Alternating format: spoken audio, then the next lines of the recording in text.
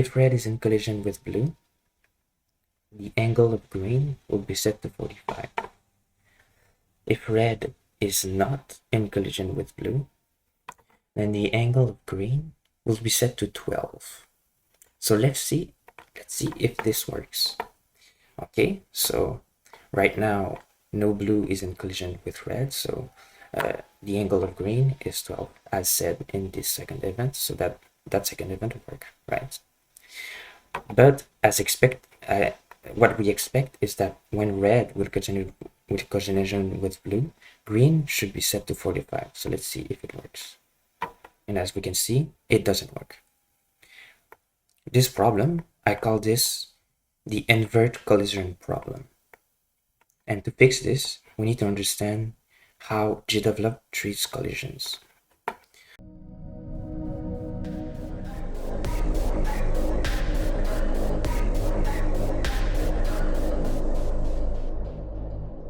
So first of all, I'm gonna deactivate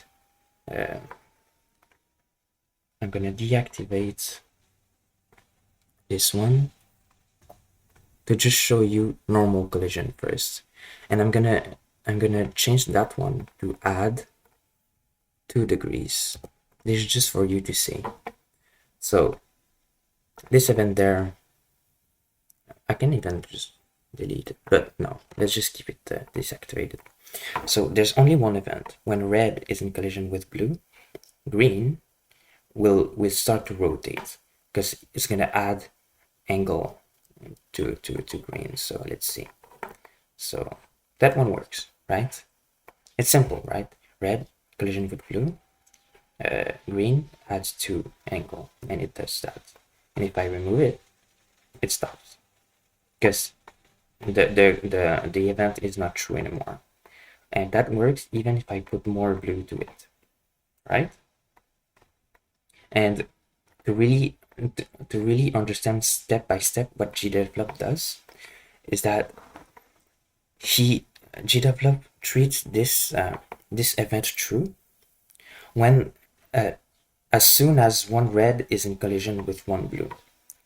So he's gonna check, okay, this red collision with blue, yes or no? No, then it checks the other one.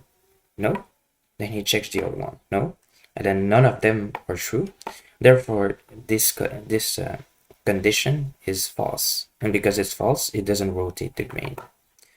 But if I only put one, what GDevelop does for every frame is that it checks red, collision, no, collision, no, collision, yes. And so this event is true, even though it's false in these 2 instances, it's true in that instance, so it triggers and it does work. But that's true for the normal collision. What if I take this and I revert it? Now, what do we expect in our brain, right? What we expect is that if we is that it's supposed to turn, right? Only when blue is not in collision with red. So right there it works, right? Because I inverted it. But if I collision one blue with one red, it doesn't stop. It's still true. Why is it still true?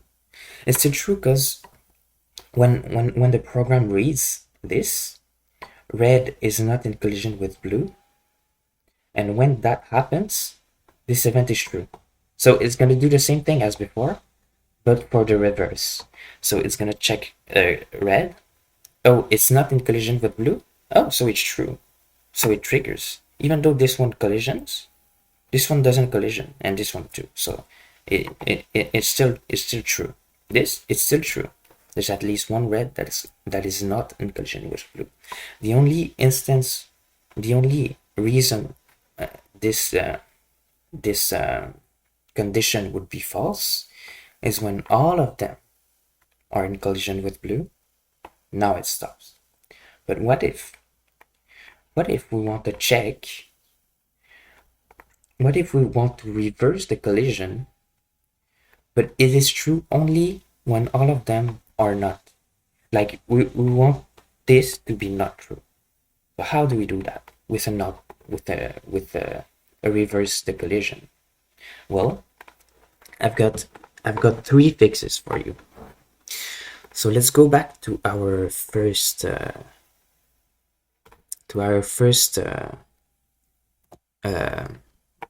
at the beginning of this video. Let's do what I did at the beginning of this video, and let's understand why it doesn't work precisely. So let's do 45 and let's do set2 instead, and let's go back to normal. This no J is supposed to work. J. Okay. So when red is in collision with blue, the angle of green would be set to 45, and when red is not in collision with blue, the angle of green would be set to 12. That's what we had at the beginning of this video, and it doesn't work, of course. But why does it not work? The reason it doesn't work is because this second event, red is not in collision with blue, this one always triggers. So even though in my example I put a blue in collision with red, sure, the first event is true. Red is in collision with blue, she checks that. So the angle of green, so every frame she changed the angle of green to 45. But the reason it's not 45 is because that second event also triggers. Red is not in collision with blue. This one is in collision, but this one and this one is not. So both of these, so at the same time, red is in collision with blue and red is not in collision with blue. The way to check if no red is in collision with any blue, there's actually three fixes I can tell you. So the first one, and the worst one, so don't use that one, is to invert these two conditions. What it's gonna do is that the event that's after will always overwrite the ones that at the first, right? Because at first it's set to 12. Every time it's set to 12, and then afterwards, if there is one collision, it's gonna set to 45. So let's update to see if it works. So 12, and now it's 45. Because even though red is not in collision with blue is true, then it does the first one, but the second one is after, so it overrides the first one. So that's why it's work. But that one's bad. That one's bad because it's well, it's based on the order of the events, and that's not really the best one. Another one that's really good. So let's just go back to how it was. The other one is that instead of going for a collision is false, we can go for add and else. This, what it does is that it really checks if this collision is false. So it reverts the logical conclusion of this one, and I'm gonna actually put the condition inside. So that one should work as well.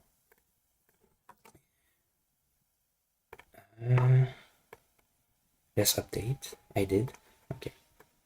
Yeah, this one works as well. When it's in collision, it does 45, but when it's not, it goes back. So else works. It works the same way as this one, except it only triggers when none of them collision. So that's kind of good. But there's another one that I really want to show you. That one's probably the best because it's the most precise. But else is very good. You can use else. I love else. But right now, let's deactivate it. It's D. Yeah. So I'm gonna do a not. And not, what it does, let's read that, returns the opposite of the subcondition's result. This is really needed, but blah blah blah. But in this case, it's kind of needed. So I'm gonna put the exact the exact condition here, and I'm gonna put it at the sub condition. And I'm gonna put, obviously, I'm gonna put the effect that we wanted here.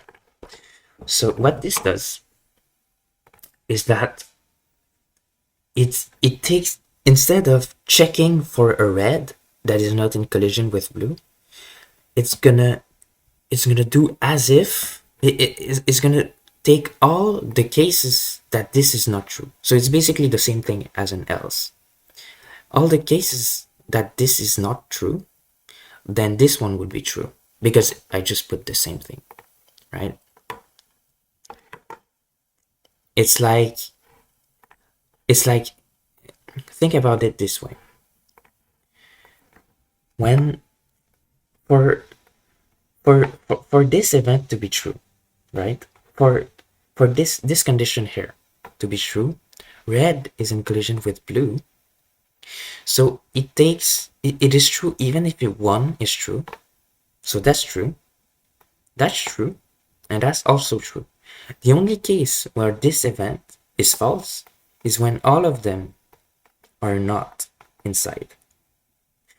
And so when you invert the logical results, is that the only is going to make it so the only case where this is true is when all of them are not there, right? Because that was the only case it was false. The only case the collision is false is when all of them are not collisioned. And so when I invert the logical results, it makes it so that the only case where this is true is when all of them are false. As opposed to just this one is simply, oh, I check for a red. If it's not true, oh, then the condition is true, so green would be triggered. Green would be set to 12 as put there. But there you go. So that's the 3 ways you can you can check for a revert collision, whatever.